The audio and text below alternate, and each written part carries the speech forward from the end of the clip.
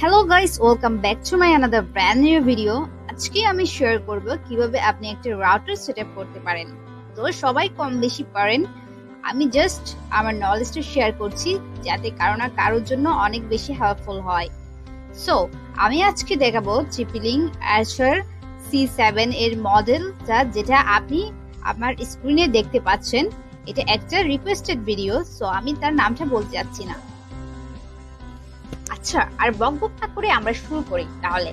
But শুরু করার আগে আপনি যদি ফার্স্ট ভিউয়ার হন আর চ্যানেলটি এখনো সাবস্ক্রাইব করেননি, তাহলে please hurry and do subscribe and share with your friends and family. Okay, আজকে আমার ভিডিওতে বাংলায় করছি। Okay, let's get into the video.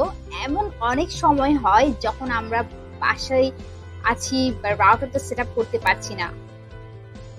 ধরেন কোন কারণে আপনার রাউটারটা রিসেট হয়ে গিয়েছে, তখন আপনি কি করবেন? ওকে, আমি আমার ভিডিওতে দেখাতে যাচ্ছি কিভাবে আপনি আপনার রাউটারটা সেটআপ করতে পারেন।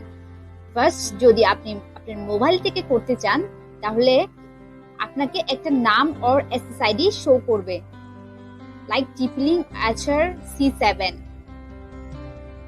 তাহলে আপনাকে কি করতে হবে? ফার্স্ট ওই এসএসআইডি তে ক্লিক করবেন।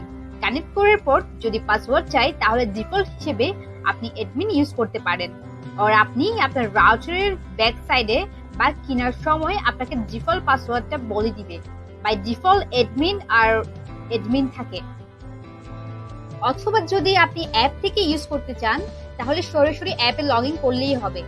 অথবা ল্যাপটপ থেকে যদি করতে চান, সেম প্রসিডিউরটা ফলো করতে পারেন। আর যদি ল্যান থেকে করতে চান, রাউটার ল্যান পোর্ট থেকে কানেক্ট করে ডিফল্ট আইপি হিসেবে আপনি 192.168.0.1 or 192.168.1.1 টাইপ করে ব্রাউজারে গিয়ে এন্টার প্রেস করলেই হবে।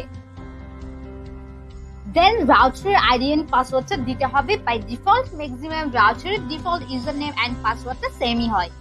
বাট আপনি স্ক্রিনে দেখতে পাচ্ছেন আমি tplink এর পেজটাতে আছি। আপনি এটা দুইভাবে করতে পারেন, একটা কুইক সেটআপ আর ইন্টারনেট থেকে, আর একটা ওয়ান ইন্টারফেস সিলেক্ট করে করতে পারেন।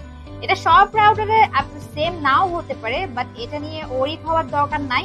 কিছু রাউটারের ওয়ান, কিছু রাউটারের কুইক সেটআপ আর ইন্টারনেটও থাকতে পারে, বাট প্রসিডিউর গুলো সব রাউটারের জন্য সেম হবে।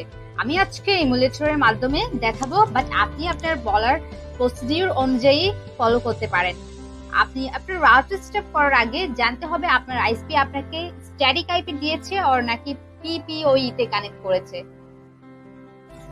আমি আজকে দুটো স্টেপই আপনাদের সাথে শেয়ার করব। ফার্স্ট আমি পিপিওই সিলেক্ট করব, then PPPoE user name and password দিবেন, যেটা আপনাকে আপনার আইএসপি প্রোভাইড করেছে।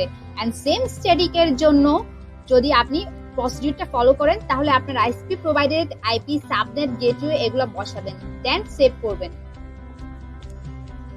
দেন your connection is back. But আপনার নাম এন্ড পাসওয়ার্ডটা আপনাকে চেঞ্জ করতে হবে।